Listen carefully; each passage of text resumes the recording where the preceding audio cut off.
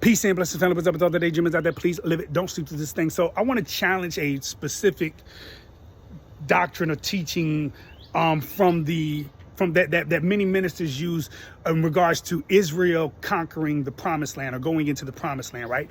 And oftentimes when you hear ministers talk about this, especially the real inspirational ministers and stuff like that, man, that, you know, it preaches well, but they talk about this from the aspect of this promised land is promised. So you got to go conquer and go get your blessing, and you got to conquer and go get what God has promised to you. What God has for you is for you. This is what God had in store for Israel. And like the flip and say, God has a promise in store for you. And they're talking about something that, you know, your shea butter, toothpaste business and all this other stuff, right? And everything like that, right? Whatever it might be that you're excited about when you hear this message.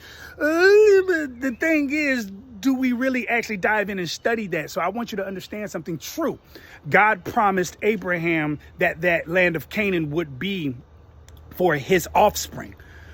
But them going into the promised land wasn't just them obtaining something that God promised for them solely. Woo! Listen to what I'm about to say. They were also going to enact judgment in that land against the inhabitants of the land. Messed you up there, right? Go back and read your Bible. Go back and read your Bible and study it, right? Israel was being used by God to go into this land, not just to inhabit it and enjoy it and sit back and chill and relax and, oh my goodness, I have gotten my blessing. No, they was commanded to go in that land to enact judgment upon the inhabitants of the land.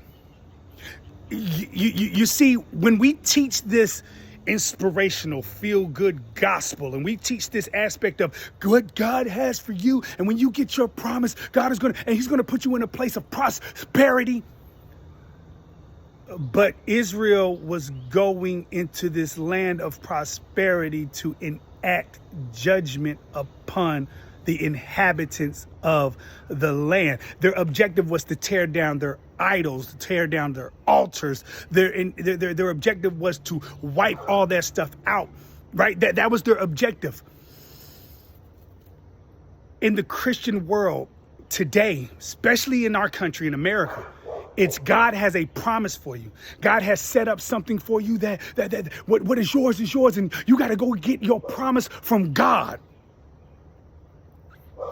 Get into your place of prosperity is what these modern day preachers teach. But our prosperity in God is what Jesus said when he said, I go to prepare a place for you. In my Father's house, there are many mansions. If it were not so, I would have told you. We are commanded to go into the world to preach the gospel. And if we go into the world to teach the gospel, we have to teach about the bloodshed of Jesus, his sacrifice on the cross and his resurrection. But we're coming against the inhabitant of sin. You see, we're wanting to go into a promised land of what Jesus has promised us will be. But as we travel to that, we come against sin by preaching the gospel of Jesus Christ.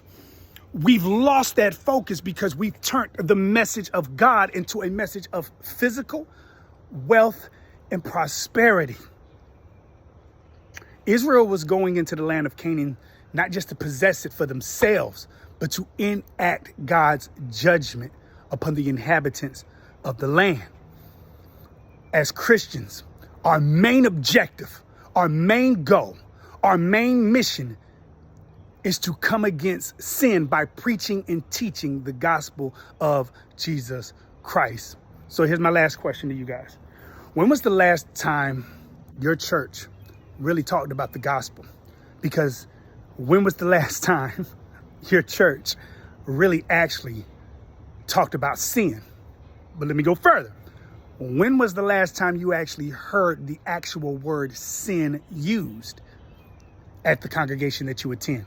Much love and respect. Y'all be safe out there, man. Peace.